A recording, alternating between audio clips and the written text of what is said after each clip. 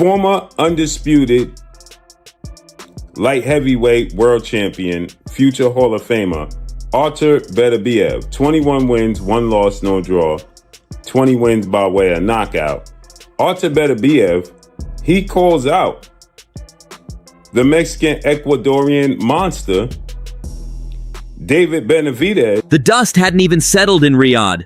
David Benavidez was still wiping the blood from his eyes. It was meant to be his defining moment, the night the Mexican monster would finally cement his reputation as the most feared man in boxing. But while the cameras flashed in Saudi Arabia, a storm was quietly gathering thousands of miles away, where Artur Beterbiev, the unified light heavyweight king, wasn't celebrating but watching intently, and for the first time in a long time, the silent assassin chose to break his silence. Are there more challenges for you? Do you look at there is. Benavidez, maybe cruiserweight as other challenges?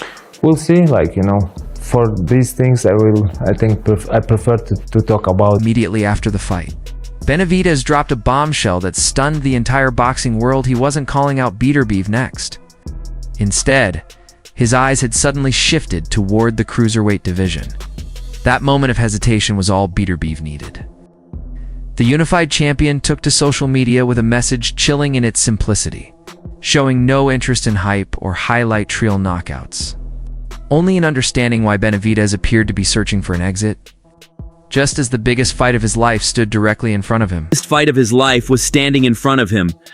But His Excellency Turki Al-Sheikh, according to what I'm being told, he wants to make Artur Beterbiev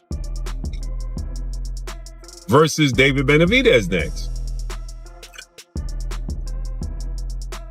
That's the fight he wants to make next. To see why Beterbiev's call-out stung, look at Benavidez's fight with Anthony Yarde. Benavidez walked through punishment and stopped Yarde in 7-1 round faster than Beterbiev did years earlier, impressing casual fans. But Beterbiev saw a fighter who gets hit too much and relies on size, not skill. So when he asked, me versus him, why? Isn't that the real question? He wasn't chasing a payday. He was hunting his next victim. Social media. And he responded, he stated, I'm responding to all the people that keep asking me about the performance David Benavidez had against Anthony Yarde. He did it a round earlier. I did it years earlier, right? He says, but me versus him, isn't that what y'all should be talking about? Instead of him versus Yarde and him versus Zordo Ramirez, what you should be talking about is me versus him. Isn't that the best fight? Wow. Benavidez announced a showdown with Gilberto Zordo Ramirez. Massive fight by any measure, but there was one problem. It wasn't at light heavyweight. It was at cruiserweight. Cinco de Mayo, Zurdo, May 2nd. Is that what you want? Is that what's next? Yeah, it's already signed, May 2nd. Me versus Zordo Ramirez. And like I said, I'm not waiting for nobody. I'm not making my own lane, and I'm achieving my greatness. Benavidez is essentially signaling to the world that he's ready to jump all the way to 200 pounds, far beyond the light heavyweight limit. Yeah, possibly going up to light heavyweight. Cruiserweight, right? Looks like he's got a deal, lined up with Turkey. I would hope Beterbiev is next, since they both going to be on the same card. Nice build up. Yeah. And I'm picking him to stop Beterbiev. Possibly get a knockdown via body shot. Yeah, I'm picking him to run through him. I think Beterbiev is going to be right there for him. So, yeah, I like that fight. But what about the one he's calling for? I'm not familiar with him at 200 pounds. Zurdo? Yeah, Zurdo, yeah.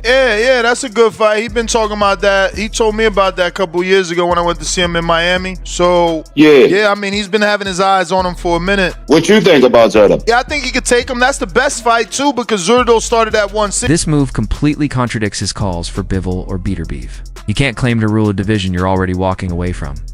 And that's exactly what sparked Beterbiev's aggression. To the Russian champion, this looks like a calculated retreat, which leads to the uncomfortable question nobody wants to say out loud. Is David Benavidez even a true light heavyweight? The fight night numbers tell a different story. He reportedly entered fight week near 190 pounds and rehydrated to a staggering 210 by the opening bell against Yarde.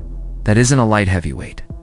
That's a heavyweight cutting himself down into a smaller man's division. How much do you cut for a fight if you can give up that information? Yeah, so the weight comes off easy. The one thing that helps my weight come up easy is the dieting. If I don't do the dieting right, and if I don't drink 2 gallons of water every day, what I have to lose when I sign the fight, it'd be like maybe 27 pounds. And then I'll lose maybe 20 through the training camp. And then the last week it'd be another 10. You already know if you do everything right with the water manipulation. Beterbiev, who stays disciplined and close to weight year-round, likely sees this as a glaring weakness. Online, the narrative is clear. Benavidez isn't moving to cruiserweight by choice. He's moving because his body can no longer handle the brutal cut to 175 pounds. Why would you leave 175 to go to cruiserweight, 200 pounds? There's 2 fighters at cruiserweight. 2 names, Ja Opataya and Zurdo Ramirez. And to make matters worse, Dimitri Bivol already dominated and outclassed Zurdo Ramirez. He outclassed Zurdo Ramirez and dominated Zurdo Ramirez. So, his only loss came at Artur Beterbiev, and he avenged that loss. He beat Canelo Alvarez. He's the former undisputed champion, still a unified champion. Why would you leave that opportunity where you can have 2 fights at 175 and beat the 2 best fighters at 175 and solidify your legacy as one of the greatest fighters in history? That'll make you an undisputed champion, right? Why would you vacate that opportunity? Why would you? Experts are beginning to see the writing on the wall, and it's bad news for fight fans. Tim Bradley, never one to sugarcoat, went on record right after the fight with a grim prediction. I'm about to speak on Bivol, and I'm about to speak on Benavidez, and also Beterbiev. It's like, okay, 168, you want the king Canelo Alvarez, but then when you get to 175, why are you not fighting the king at 175? You feel me? Like, why are you not chasing that guy? I'm me. I'm gonna be me. I'm gonna stay what's on my mind. I'm gonna say the truth. Why are you not fighting those guys? Are those guys occupied? Are those guys not available to fight? Or these guys don't want to face you? Like, you know what I'm saying? Like, you go up to these weight classes and you're not picking up no straps. Does Benavidez got a strap? 175. Yeah, he got the one that Bivol vacated. Okay, so he got a strap. Okay. All right, so Bivol vacated that belt. Why? Did he vacate the belt because he didn't want to fight Benavidez, or he got injured? Well, he's supposed to. Well, I think maybe both. He's supposed to have a trilogy with Beterbiev. Oh, he going to trilogy? Okay. He believes that if Benavidez goes up to fight Zurdo, we will never see him at 175 again. He's fighting Zurdo, so I think his plan is still to go back down and fight those guys at 175. Once he go up to 190, he ain't coming back down, player. Sorry. You know, he ain't coming back down. And I'll tell you this, that Zurdo fight is not an easy fight. He believes that if Benavidez moves up to face Zurdo, we may never see him back at 175 pounds again. You just got up to 175. You know, you fought some contenders there, but damn, man, let's try to get these champions, man. Like, you should be after a Beterbiev fight. You should be after a Bivol fight. That's what you should be after. You know, now he wants to go up and weight, and I guess he's struggling making weight at 175, and I guess he wants to go up there to challenge Zurdo at 190. Hey, look, Benavidez, he's a big guy. Benavidez knows what he's capable of doing. He can add that weight. He can keep his speed. You know, he got his first knockout at 175. I knew he would get it against Yard. Yard can't take pressure. Like I told you guys, you know, he couldn't take pressure. Benavidez was beating the hell out of him, man. You know, I mean, it won't be an easy fight. And Bradley's logic is hard to dispute. Once a fighter experiences the freedom of no longer cutting extreme weight, they rarely return. If Benavidez faces Zurdo, fight with Beterbiev is likely off. The monster would have physically priced himself out of the division, leaving Beterbiev and Dimitri Bivol to dominate 175 pounds without him. I know a lot of talk after the fight was wanting David to unify against the winner of Beterbiev and Bivol. How do you, based on how he performed, Abel, how do you see him tussling up with these guys, with the Beterbiev and with the Bivol? As I mentioned to you in our text, I honestly think that those two guys are head and shoulders above these two guys. Bivol and Beterbiev are natural 75 pounders. I want to say Bivol is a much better technically sound fighter than Benavidez. Hits a little bit harder, I think, than Benavidez, and a little stronger than Benavidez. And Morrell's got a little way to go. Now the monster, the other guy, the real monster, Beterbiev. To me, if he's able to stay busy, now he's getting at a little later age now, but he's able to stay busy with punch output against any of these guys, he beats them easy because of his strength and power. But I think that what's going to be is the detriment to him is that he may not be as busy as he used to be just because he's getting older, and maybe he's conserving a little bit more. In the Bivol fight, I thought he conserved a little too much. The first fight, maybe in this one he won't. We'll see a better Bivol and a better Beterbiev in this fight. But I don't think that either guy, Morrell or David Benavidez, is ready for those two. You don't think the pressure of Benavidez in his punch volume would take a toll on either or? No, I don't think so. He couldn't hurt. He really couldn't hurt Morrell. How's he going to hurt? Even veteran trainers like Abel Sanchez are cooling the Benavidez hype. While fans celebrated the knockout, Sanchez highlighted the technical gaps, noting that Bivol and Beterbiev are head and shoulders above the version of Benavidez we just saw to disciplined.